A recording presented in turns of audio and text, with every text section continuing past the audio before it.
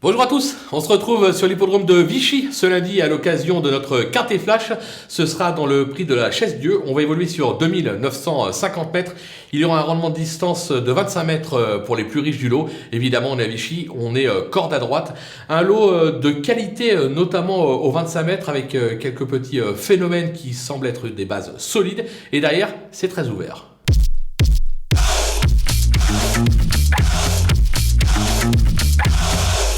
On attaque avec nos bases, avec le 13, Pharrell Seven, qui reste sur pas moins de 5 succès et 6 accessites. Il affiche 100% de réussite à droite, 3 victoires, dont une sur le parcours et un accessite. C'est tout simplement, franchement, au papier, le cheval à battre de l'épreuve. Derrière le 14, Flamme Vive, elle sait lire et écrire à ce niveau, mais manque de repères à droite. Ça ne sera pas si facile que ça aux 25 mètres. Mais avec Eric Raffin, et vu l'adresse de l'entourage, je pense qu'elle est capable de venir titiller notre favori. Le numéro 11, Empereur du CB, un spécialiste de la piste avec 80% de réussite, 4 victoires et 4 accessites.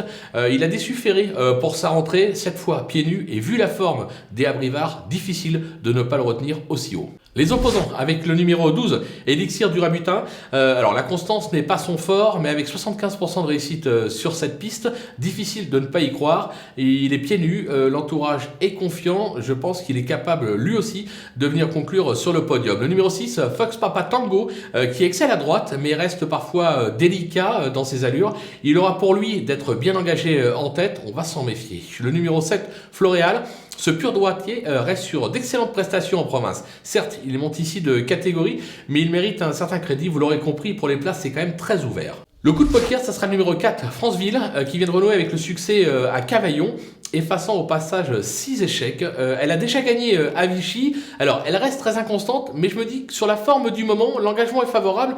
Attention, pourquoi pas, elle peut poursuivre cette belle série qu'elle entame, et je m'en méfie parce qu'elle peut faire afficher une cote. Les outsiders avec le numéro 8, Philae de Soyora, qui traverse une belle passe et qui se plaît sur cette piste. Elle monte certes elle aussi de catégorie, mais elle est plutôt bien engagée en tête. Je pense qu'elle est capable de surprendre. Et enfin le numéro 10, Eros du Fossé, qui s'est souvent bien comporté sur cette piste, mais ses dernières performances ne plaident pas en sa faveur. L'engagement n'est pas idéal puisqu'il doit rendre 25 mètres. Toutefois son entourage dit attention, à l'issue d'un parcours limpide, il est capable de venir accrocher une petite place.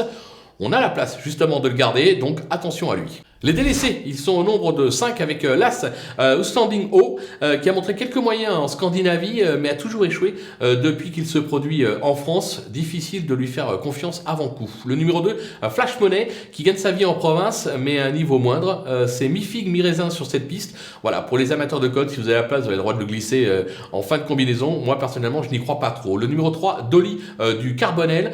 Son dernier succès a été acquis sur ce parcours, c'était en septembre 2021. Elle reste sur 4 échecs à Lyon-la-Soie.